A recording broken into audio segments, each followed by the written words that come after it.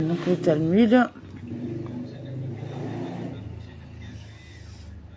que ce prêtre n'a pas accompli le rituel de l'agneau pascal du tout.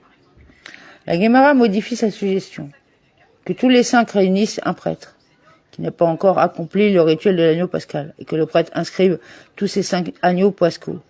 Cela devrait apporter une solution. Quelle que soit la façon dont on considère les choses, il y a une personne qui n'a pas encore accompli le rituel de l'agneau pascal, et le prêtre va désormais remplir son obligation avec lui. Si le prêtre mange ensuite les saints et les patarias de toutes les offrandes, la stipulation devrait fournir une solution viable. La Guémara identifie une autre distinction entre une offrande de paix et l'agneau pascal qui exclut l'utilisation de la stipulation. La raison pour laquelle il n'est pas possible d'utiliser la stipulation est plutôt parce qu'elle réduirait le temps disponible pour manger la stipulation. L'offrande, car un agneau pascal ne peut être mangé que pendant un jour et une nuit, tandis qu'une offrande de paix peut être mangée pendant 2 jours et une nuit. Si cette stipulation devait être faite, toutes les offrandes auraient un statut incertain, soit une offrande de paix, soit un agneau pascal. Ils seraient donc tous traités avec les rigueurs d'un agneau pascal, et toute viande restant le lendemain de la première nuit devrait être brûlée. Toutefois, dans le cas où l'offrande était en réalité une offrande de paix, cela serait prématuré, car elle peut encore être consumée un autre jour.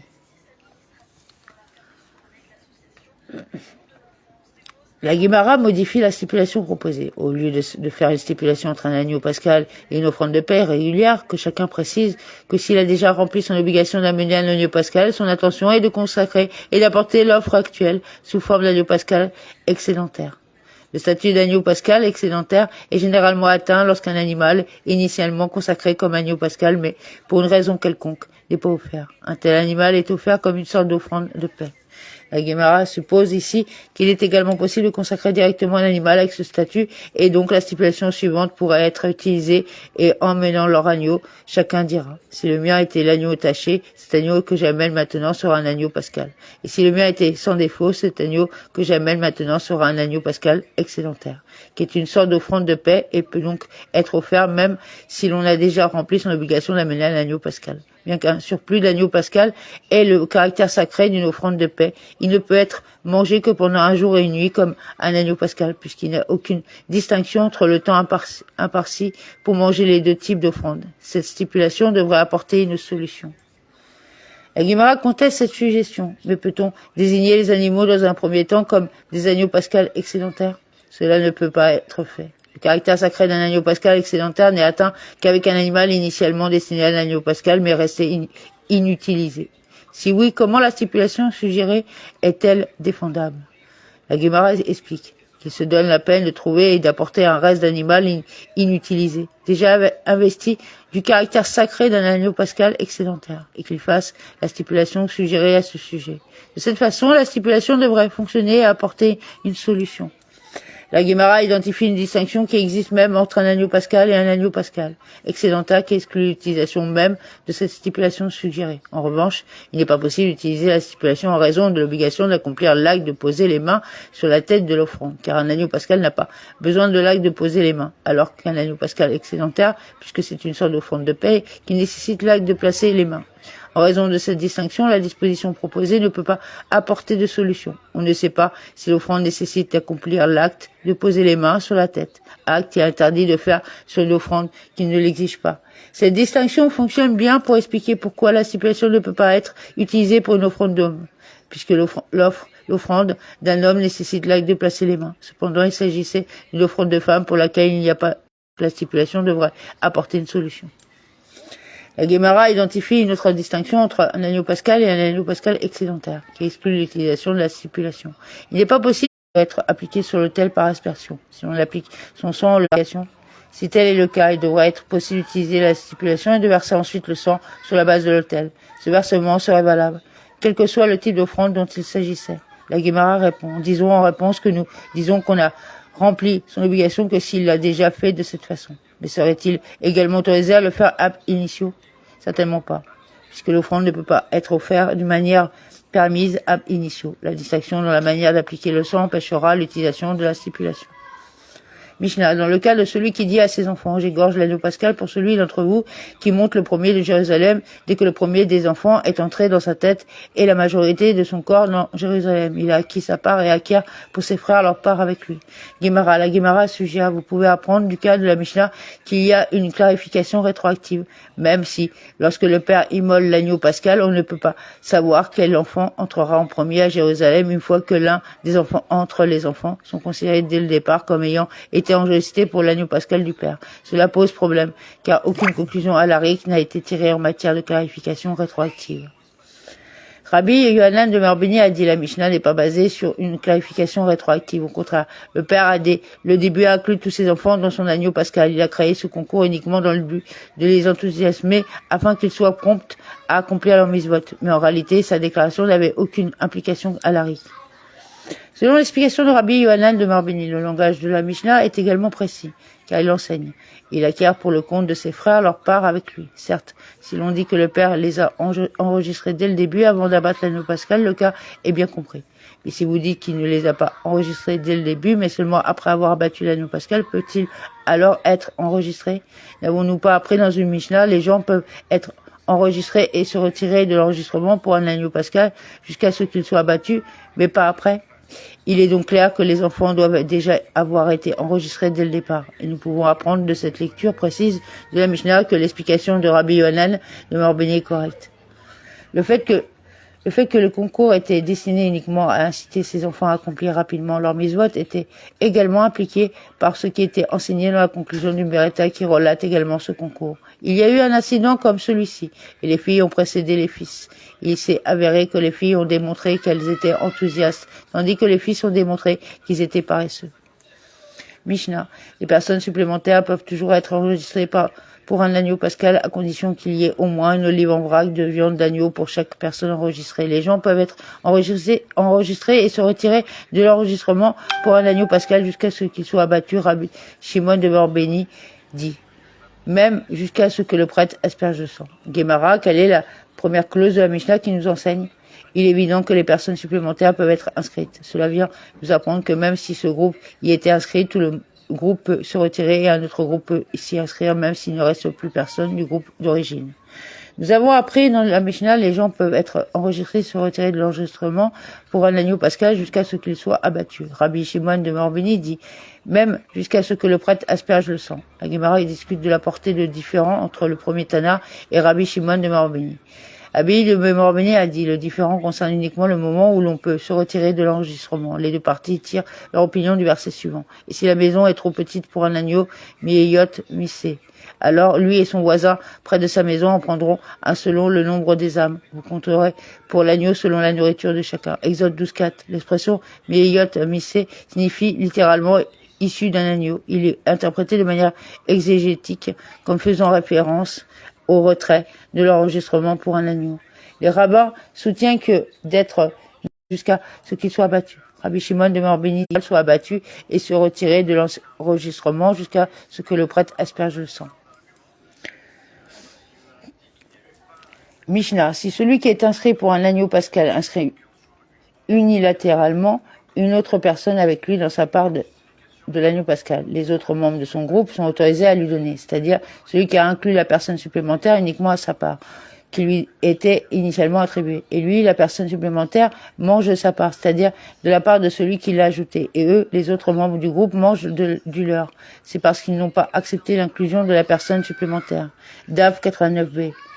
Gemara, un dilemme a été soulevé devant les sages. S'il y a parmi les membres d'un groupe l'un d'entre eux qui a des belles mains, euphémisme pour celui qui s'empresse toujours de prendre une grande quantité de nourriture, quelle est la halakha concernant s'ils peuvent, dis-lui, prends ta part pour manger et part, et ne plus prendre les portions des autres membres. Doit-on dire qu'ils peuvent leur dire, vous m'avez accepté dans le groupe sans condition préalable et vous n'avez donc pas le droit de limiter ce que je peux prendre maintenant? Ou peut-être pourront-ils lui dire, lorsque nous t'avons accepté, c'était uniquement pour la préparation de l'offrande, afin de garantir qu'un nombre suffisant de personnes serait enregistré pour garantir que l'offrande entière serait mangée sans qu'il en reste. Cependant, nous ne vous avons pas accepté, étant entendu que vous mangeriez beaucoup plus que nous. Venez entendre une résolution du dilemme de ce que nous avons appris dans la Mishnah. Celui qui s'est inscrit pour un agneau pascal inscrit d'autres personnes avec lui dans sa part. Les autres membres du groupe sont autorisés à lui donner uniquement sa part. Et puis lui et les autres personnes mangent de sa part et eux, les autres membres du groupe, mangent de la leur. Quelle est la raison pour ça? N'est-ce pas parce que cela est comparable au cas où l'un d'eux a de belles mains? Car dans le cas de celui qui ajoute à une personne, lui et la personne supplémentaire mangent ensemble plus d'une portion. Et si vous venez à l'esprit de dire qu'une personne ayant de belles mains peut leur dire « Vous m'avez accepté sans condition préalable » alors que cette personne qui a inscrit une personne supplémentaire pour le rejoindre devrait être considérée comme ayant de belles mains et il devrait pouvoir prendre une double portion. Par conséquent, la Mishnah stipule que le groupe peut limiter la quantité de nourriture qu'il prend. Il est évident que l'affirmation d'une personne ayant de belles mains n'est pas acceptée. La Guémara rejette cette preuve. Ils disent non. Il ne faut pas faire de comparaison. Inclure des personnes supplémentaires ayant des esprits individuels est différent. Même si tous deux mangeaient ensemble une quantité équivalente à un seul membre du groupe, les autres membres du groupe peuvent néanmoins lui dire « Il n'est pas agréable pour nous d'avoir parmi nous une personne étrangère ». Par conséquent, aucune preuve ne peut être apportée par la Mishnah. Maintenant, entendre la résolution de la question d'une autre Mishnah.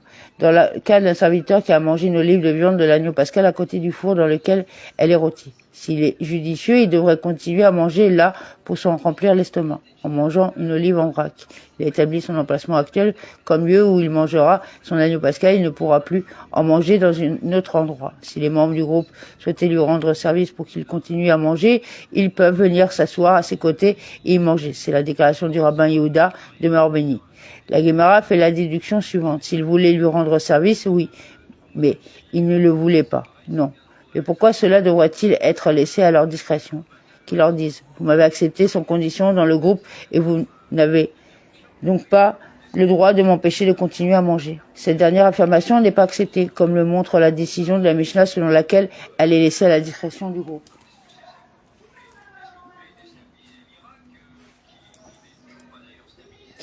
Là, il en va autrement. Dans le cas d'un préposé, car on peut lui dire, parce que nous t'avons accepté, c'était avec la promesse que tu te dépenserais devant nous et que tu pourvoirais à nos besoins en nous servant de serveurs. Mais pour que nous puissions nous efforcer de déménager dans un endroit qui vous convient, nous ne vous avons pas accepté. Par conséquent, aucune preuve ne peut être tirée de la Mishnah. Venez entendre une résolution explicite à cette question de la Tosefta. Les membres d'un groupe dans lequel l'un des membres du groupe avait de belles mains sont autorisés à lui dire « Prenez votre part pour manger et partez. Ne prenez plus de part des autres membres. » Et non seulement cela est vrai pour un groupe partageant un agneau pascal, mais même 5 personnes qui ont fait un repas d'amis tout au long de l'année ont le droit de dire à celui qui a de belles mains « Prends ta part et pars. » La Guémara conclut en effet, apprenez de cela que telle est la décision. La Guémara discute du texte de la Tosefta. Quelle nouvelle règle est introduite par l'expression et pas seulement? La Tosefta parle en utilisant le style suivant. Ce n'est pas nécessaire. La Guémara explique. Il n'est pas nécessaire d'énoncer cette règle dans le cas d'un groupe partageant un agneau pascal, car ils ont une forte prétention, puisqu'ils peuvent lui dire. Quand nous t'avons accepté, c'était uniquement pour la préparation de l'agneau pascal, l'offrande, pour s'assurer qu'il y aurait suffisamment de personnes pour garantir que la totalité de l'offrande serait mangée. On comprend donc immédiatement que le groupe conserve le droit de limiter la taille de la part qu'il prend.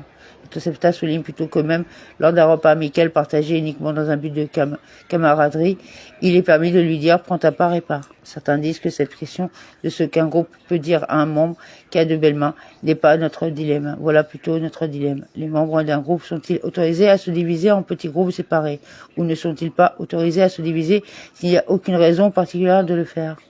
Venez entendre une résolution. Il est permis aux membres d'un groupe dont l'un d'eux a de belles mains de lui dire « prends ta part et pars », ce qui équivaut à lui demander de former son propre groupe, quoique d'une seule personne. Cela indique que seuls si ses mains vont bien, oui, ils peuvent se diviser en groupes séparés.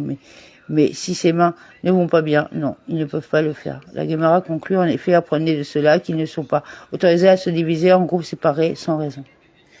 Accessoirement à cette discussion, la Guémara raconte un incident connexe. Rav Papa de Meorbeni et Ravuna de Meorbeni, fils du Rav Yoshua de Meorbeni, ont mélangé leur pain afin de le partager entre eux. Au moment où Ravuna de Meorbeni, fils du Rav Yoshua de Meorbeni, en mangeait une tranche. Rav Papa de Meorbeni en mangeait 4. Ravuna de Meorbeni lui dit « Arrêtons de partager plutôt le repas avec moi afin que je puisse manger ma part. » Il lui dit « Tu as accepté ma compagnie, il est inapproprié de te rétracter maintenant. » Ravuna de Meorbeni a soulevé toutes ces objections mentionnées précédemment. Et Rav Papa de Morbeni lui a répondu, comme nous les avons répondu, que ces cas concernaient des circonstances exceptionnelles. Rav Huna de Morbeni a alors soulevé une objection de la part de la Mishnah concernant les membres d'un groupe partageant un agneau pascal. Rav Papa de Morbeni lui dit, là, ils sont autorisés à limiter sa portion uniquement parce qu'ils peuvent lui dire. Lorsque nous t'avons accepté, c'était pour la préparation du sacrifice, mais lorsque des amis partagent un repas, c'est avec l'entente que chacun participera pleinement, quelle que soit la quantité qu'il mange. Rav Huna de Morbeni a finalement soulevé une objection à la décision de la Tosefta concernant un repas partagé. Rav Papa de Morbeni accepta la preuve et partagea le repas avec lui. À une autre occasion, Rav Huna de Morbeni, fils de Rav Yehoshua de Morbeni, alla mélanger son pain avec Rav Huna de Morbeni. Au moment où Rav Huna de Morbeni, fils de Rav Yehoshua de Morbeni, en mangeait une tranche. Rav Huna de Morbeni en mangeait 8. Rav Huna de Morbeni a dit en plaisantant, il vaut mieux manger avec 100 papas et non avec un Ravina, car Ravina mange beaucoup plus. Les sages ont enseigné dans une beretta, celui qui a inscrit d'autres personnes auprès de lui pour son agneau pascal ou pour son offrande de paix de la fête du 14 Nissan et leur prend de l'argent pour leur part. L'argent dans sa main qu'il a pris pour eux n'est pas sacré. Et celui qui vend son holocauste ou son sacrifice de prospérité à un autre n'a rien à faire. La vente est totalement invalide et tout argent qu'il reçoit pour la transaction doit aller au fond du temple pour être utilisé pour l'achat d'offrandes publiques de libre arbitre qui seront sacrifiées comme holocauste. La Gemara demande, et puisqu'il n'a rien à faire, la vente étant totalement invalide, pourquoi l'argent tombe-t-il dans le fond utilisé pour les offrandes de libre arbitre? L'argent ne doit pas être sacré. Rava de Morbeni a dit, c'est une amende que les sages ont imposée pour dissuader les gens d'essayer d'acheter les offrandes des autres. Et quel est le sens de l'expression « et de l'argent » Cela indique que même si ces offrandes ne valaient que 4 sous et qu'ils lui ont donné par erreur 5 sous, même en ce qui concerne ce sous supplémentaire, les sages lui ont également infligé une amende. Il exigeait qu'il soit utilisé pour des offrandes de libre arbitre plutôt que de considérer l'argent supplémentaire comme un cadeau au vendeur. Hula de Morbeni dit, et certains disent que c'était Rabbi Oshaya de Morbeni. Est-il possible que nos amis babyloniens connaissent la raison de cette affaire suivante? Cette personne a désigné un agneau pour son agneau pascal, consacrant comme tel. Et cette autre personne désignait de l'argent à donner au propriétaire de l'agneau afin de s'inscrire auprès de son agneau pascal, consacrant l'argent à cet effet. Le caractère sacré de l'argent ne peut en être retiré que lorsqu'il est transféré à l'agneau lors de l'achat d'une partie de celui-ci. Hula de Morbeni s'interroge sur la raison de cela. Comment le caractère sacré de l'argent prend-il effet et se transfère-t-il sur l'agneau pascal, qui est lui-même déjà sacré, comme le laisse entendre la beretta qui enseigne que l'argent dans sa main n'est pas sacré, indiquant clairement que la sainteté a bien été transférée de l'argent? Assurément. S'il est déjà sacré, aucune sainteté ne peut plus lui être transférée. Une Mishnah et une beretta que la Gemara cite plus loin dans la discussion enseigne que, logiquement, s'il n'y avait pas un verset enseignant autrement, l'interdiction d'utiliser comme offrande un animal donné en paiement des services d'une prostituée devrait s'appliquer même dans le cas où l'animal avait déjà été consacré en offrande avant d'être donné en paiement. Abbaye de Morbeni a dit, sinon le rabbin Oshaya de Morbeni a établi que cette Mishnah fait référence au cas d'une personne qui enregistre une prostituée pour son agneau pascal comme paiement. Et cette position est conforme à l'opinion du rabbin Yehuda Nassi de Morbeni que le rabbin Oshaya de Morbeni a apparemment compris et qui soutient qu'une personne conserve ses droits monétaires sur son agneau pascal même après la consécration. C'est pourquoi on peut enregistrer la prostituée pour cela. J'aurais établi que la Mishnah se référait uniquement aux offrandes de moindre sainteté et affirmé qu'elle était conforme avec l'opinion du rabbin Yosei Agelili de Morbeni qui a dit les offrandes de moindre sainteté sont la propriété monétaire de leur propriétaire. Il est donc possible que pour le propriétaire de les utiliser comme paiement pour une prostituée. Donc demain, on vous lira le DAF 90A. Shabbat Shalom, bonne étude.